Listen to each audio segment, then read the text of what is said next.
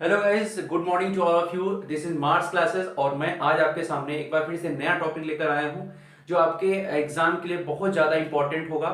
और आप जानते हो कि एग्जाम्स बहुत सारे जा चुके हैं और बहुत सारे एग्जाम्स आने वाले हैं वापस, क्योंकि ये मंथ ईयर का एंडिंग चल रहा है। समझ लीजिए नवंबर दिसंबर स्टार्ट हो गया।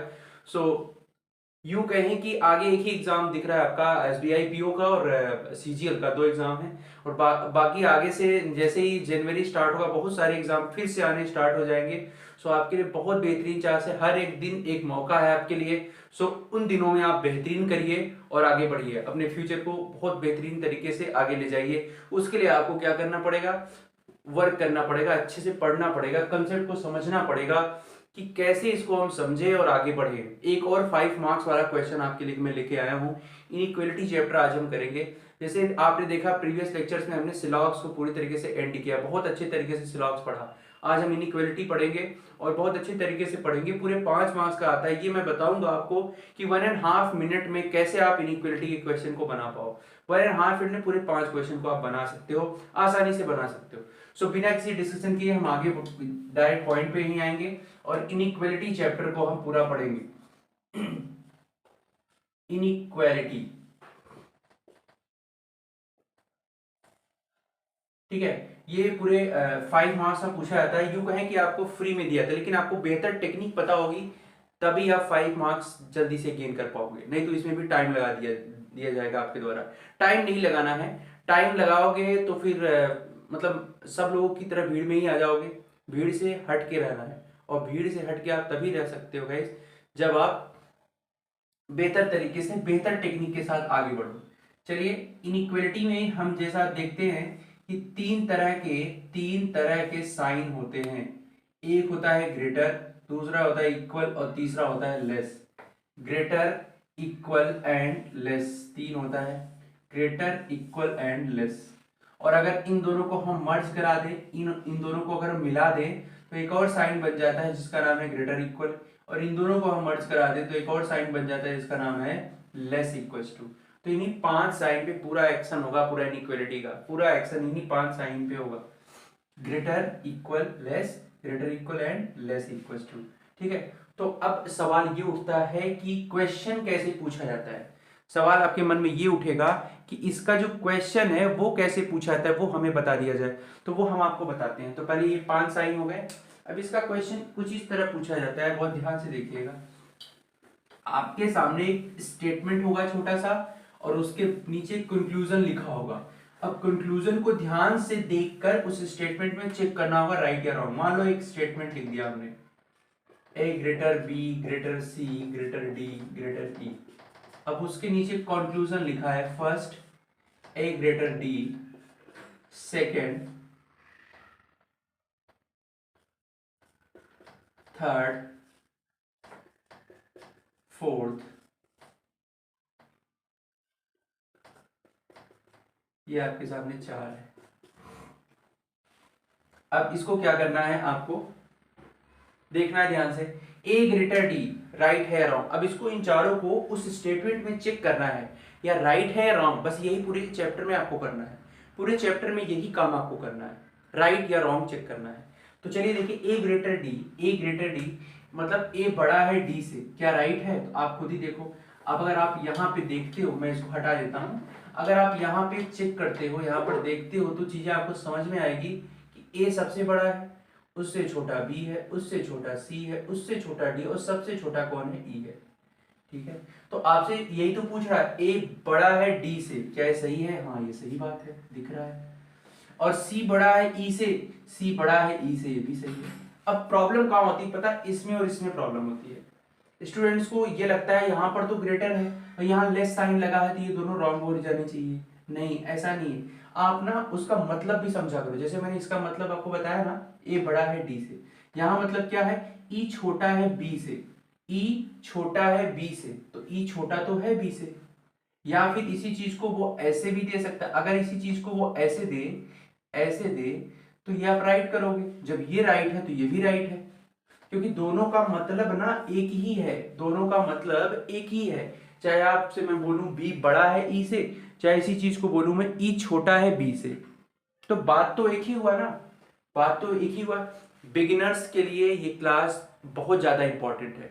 बिगिनर्स मतलब मैं, आप देख रहे हो किस लेवल से मैं बता भी रहा हूँ कि इतना सा भी कंफ्यूजन आपके दिमाग में हो तो इस तरह से निकालिए आप, ठीक है। अगर फिर भी कंफ्यूजन नहीं हो पा रहा है बाहर, फिर भी आप जैसे यहाँ पे देखो, इसको ऐसे भी तो लिख सकते हो, ऐसे भी लिख सकते हो, ये अगर राइट है ये भी राइट होगा। तो मेरी बात समझना कि आपको ये नहीं देखना है कि कौन साइन कहाँ है, मतलब ग्रेटर है कि लेस है। यहाँ पे ग्रेटर दिया है तो यहाँ पे लेस होगा तो उसको हम रॉन्ग करेंगे, ऐसा नहीं है। आप उसके मतलब से जाओ, मतलब उसको आप समझो ना, उसका मतलब समझोगे तो क्लियर। अगर फिर भी नहीं हो रहा है डाउट क्लियर, तो अब देखो एक ट्रिक में बताता हूँ, एक ट्रिक में बताता हूँ, उससे डाउट और क्लियर हो जाएगा। ट्रिक क्या है, ध्यान से देखना। ट्रिक ये कहता है, ट्रिक आपके सामने ये कहता है, मैं आपके सामने एक दो डायग्राम ही रखूंगा। जैसे पहला है ये डायग्राम, अगर हम ए यहाँ रखते हैं बी यहाँ रखते हैं, इसको समझ लो ये क्रोकोडाइल है, समझ लो ये क्रोकोडाइल है, ठीक है। इसका फेस किधर ओपन है, एक ही ओर ओपन है। अब मैं ए को खाने जाऊंगा, ऐसा कुछ, एक ओपन है तो ए की तरफ इसका फेस ओपन। ए भी बहुत चालाक है, ए क्या किया, इसके मुंह से में हनुमान जी की तरफ निकल के बी की तरफ चला गया। मतलब ये तो सब मजाक की बातें हैं, लेकिन फिर भी समझना कि ए की तरफ फेस ओपन है, इसका मतलब ये ओपन गेट है। ओपन गेट किसके लिए है, ए के लिए है, यानी ए से बी तक आसानी से आप मूव कर सकते हो। ओपन गेट है ए के लिए, ए से बी तक मूव कर सकते हो, या फिर बोल सकते हो ओपन माउथ, ओपन माउथ है ये, ओपन माउथ है, ए से बी तक आप आसानी से मूव कर सकते हो। यहां पे क्लोज है, दिस इज क्लोज माउथ, यानी कि बी से ए तक आप नहीं जा सकते। यहां पर देखो बंद है, या फिर माउथ लिखो, चाहे गेट डोर लिख लो, ओपन डोर क्लोज डोर, कुछ भी हो, समझते हो, बस कॉन्सेप्ट समझना है। यहां अगर ओपन है तो ए से बी तक जा सकते हो, यहां पे बंद है तो बी से ए तक आप नहीं आ सकते, यहां पर बंद हुआ है गेट, ठीक है। और अगर हम ऐसे कर दें तो ऐसे, अब उल्टा हो जाएगा। अब ए के लिए क्लोज हो जाएगा, ए के लिए क्लोज यानी ए से बी तक नहीं जा पाएगा, लेकिन बी के लिए ओपन हो जाएगा, बी से ए तक आसानी, बी ए तक आसानी से जा पाएगा। सो इन दोनों को समझते हुए अब इसका इसका यूज यहां पे करते हैं। अब देखो इसका फेस किधर ओपन है, एक ही ओर ओपन है, फेस किधर ओपन है, इसका फेस किधर ओपन है, एक ही ओर, इसका मतलब ए से डी जाना है। देखो ए से बी, बी से सी, सी से डी, आसानी से पहुंच गए, इसलिए राइट है। इसका फेस किधर ओपन है, बी की ओर। कभी लोग ई से बी देखने लगते हैं, वहीं गलती हो जाती है। बी से ई देखना है तो बी से ई जाना है, तो देखो बी से सी, सी से डी, डी से ई पहुंच गए, ये भी राइट है।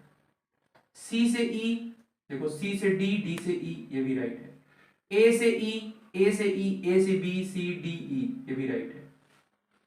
सभी राइट है, सभी राइट है, ऑल राइट, ऑल राइट। ये कंसेप्ट था जिसके थ्रू आप इसमें कंफ्यूज होगे ही नहीं। अगर आपको ये आता है, ओपन क्लोज मतलब जिधर उसका फेस ओपन है उधर से दूसरी साइड जाना है, पहुंच पाए तो ठीक, राइट है, नहीं पहुंचोगे तो रॉन्ग है। कभी कभी गलतियां हो जाती जल्दबाजी में, ई से बी देखने लगते हो, नहीं इसका फेस किधर हो, बी की हो, तो बी से ई आना है, तो ये आपको देखना पड़ता है, ठीक है। तो चलिए आगे के कंसेप्ट पे चलते हैं।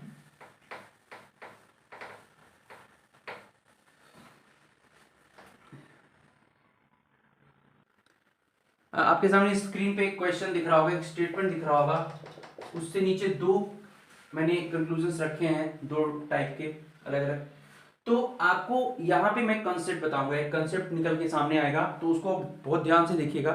कंसेप्ट ये है, जैसे देखिए ए से डी, इसका क्या मतलब है, यहाँ इक्वल लग गया है, इसका मतलब ये है कि ए से डी तक जाना है।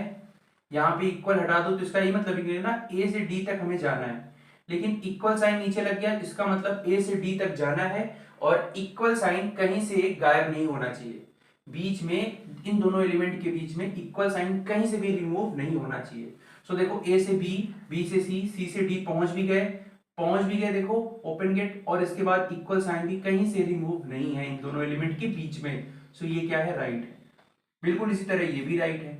अब इसको देखना है, इसमें कंफ्यूज मत होना, बी से ई आना है तो बी से सी, सी से डी, डी से ई पहुंच जा रहे हो, गेट ओपन है, और इक्वल साइन भी देखो कंटिन्यू लगा हुआ है। सो ये राइट है, ये भी राइट है, सब राइट है, ऑल राइट, इसमें सब राइट है, ठीक है। तो मेरे कहने का मतलब अगर आपको ये साइन या फिर ये साइन ट्रू करना है, ये दोनों साइन अगर आपको ट्रू करना है तो ध्यान देना होगा कि 2 पॉइंट्स होने चाहिए क्लियर। पहला पॉइंट ये है कि reach final element from initial element.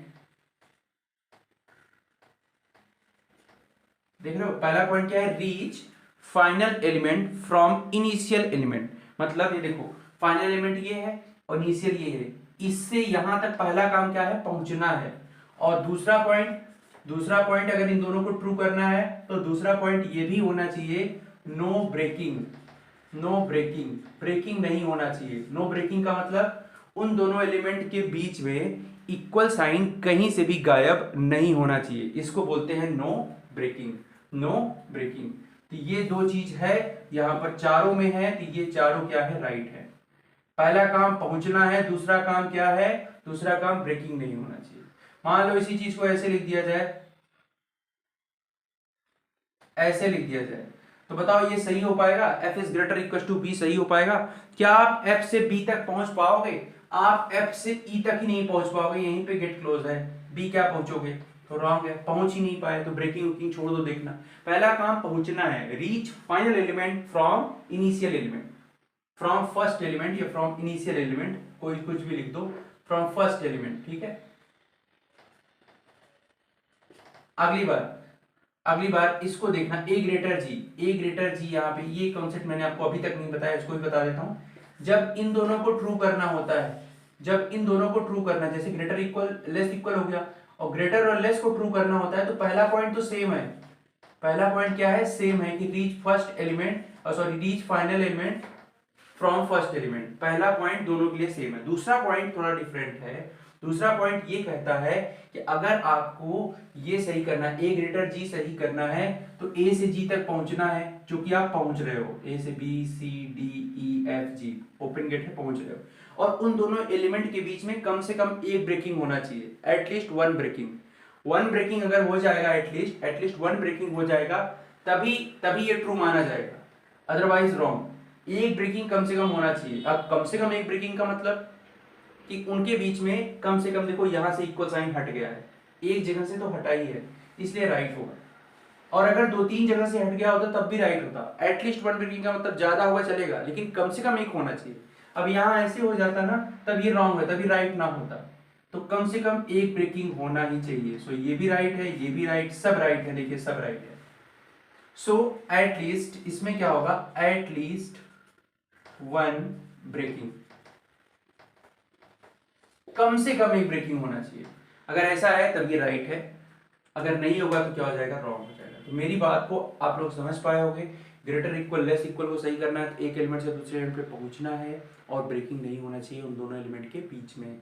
और दूसरा ये था कि पहला पॉइंट तो सेम है, एक एलिमेंट से दूसरे एलिमेंट पे पहुंचना है, और एटलीस्ट वन ब्रेकिंग होना चाहिए उन दोनों के बीच में, ठीक है।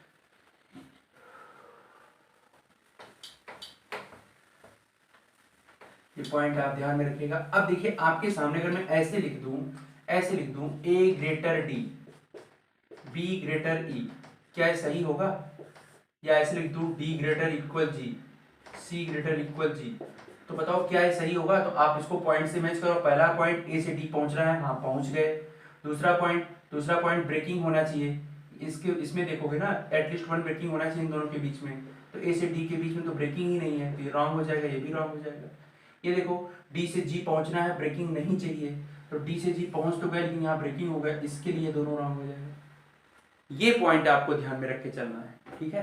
तो इनइक्वालिटी का ये पार्ट फर्स्ट था गाइस। पार्ट फर्स्ट में हम इतना ही बता रहे हैं, पार्ट सेकंड जब आएगा नेक्स्ट में, उसमें क्या क्या डिस्कस करेंगे, आइदर और कंडीशन डिस्कस करेंगे, इक्वल के बारे में डिस्कस करेंगे, और कुछ एक्सेप्शन पॉइंट भी डिस्कस करेंगे जो आपके एग्जाम में कभी कभी पूछ दिया जाता है। तब जाके ये पूरा इनइक्वालिटी चैप्टर फिनिश होगा, फिर हम आगे नेक्स्ट चैप्टर पे चलेंगे। तो आज के लिए गाइस इतना ही, जय हिंद।